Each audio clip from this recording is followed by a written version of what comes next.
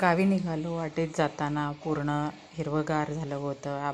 आणि रस्त्याची कामं वगैरे सर्व चालू होती आणि जाता जाता खूप उशीर झाला. जाताना मग थोडंसं बाईकने जात होतो, त्यामुळं स्लो हळू जात होतो. दोघे मस्त हेल्मेट वगैरे सगळ्या दोघांनी पॅक करून घेतलं. मध्ये चहासाठी थांबलो, चहा वगैरे घेतला आणि इथं रस्त्याची जी कामं चालू होती, इतकं सुंदर होतं ते सगळं. हे केलेलं आहे, काढलेले डोंगर ते बघून पाहून नकोसं वाटत होतं आणि त्यातच हे मस्त अशी हिरवेगार निसर्ग बघून खूप आनंद मिळत होता. आणि वाटेत असे पेरू आणि हे पाहायला खूप भारी वाटत होतं.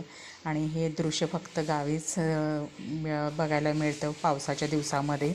आणि ती गावी गेल्यानंतर पूर्ण वाटेत जाताना नदी, डोंगर आणि हे जे पाहायला दृश्य आभाळ, निळं आभाळ वगैरे पाहायला खूप भारी वाटत होतं. घरी गेल्यानंतर आणि ही गावची धाव ही कसं गेल्यानंतर आपल्याला बरंच काही पुढचं पण कामांचं नियोजन करायचं होतं. तिथं गेल्यानंतर शेतात थोडे फेरफटका मारला आणि त्यानंतर मग थोडंसं दारात मे महिन्यातच साफ करून घेतलं होतं. हे पुन्हा साफ करायचं आलेलं आहे, पण हे आता पुन्हा जेव्हा जाऊ त्यावेळेला साफ करून घेऊ.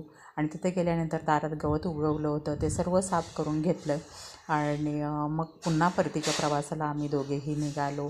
आणि माझं चॅनल व्हिडिओ आवडत असेल तर नक्की सबस्क्राईब करा. सबस्क्राईब करायला विसरू नका. आणि साफ केल्यानंतर असं काही दिसत होतं सौंदर्य. आणि येताना मी जे झाड लावलं होतं मे महिन्यामध्ये, ते खूप छान फुलं आली होती त्याला आणि मस्त तुळस खूप सुंदर झाली होती. आणि एवढ्यातच पाऊस चालू झाला. पाऊस चालू झाल्यानंतर पुन्हा आम्ही थोडं थांबल्यानंतर परतीच्या प्रवासाने वाटेत येताना बिलकुल पाऊस नव्हता. आणि आल्यानंतर मग पुन्हा स्वयंपाकाची तयारी वगैरे सगळं चालू झाली माझी. आणि कसा वाटला व्हिडिओ नक्की सबस्क्राईब करा. टेक केअर, काळजी घ्या. बाय.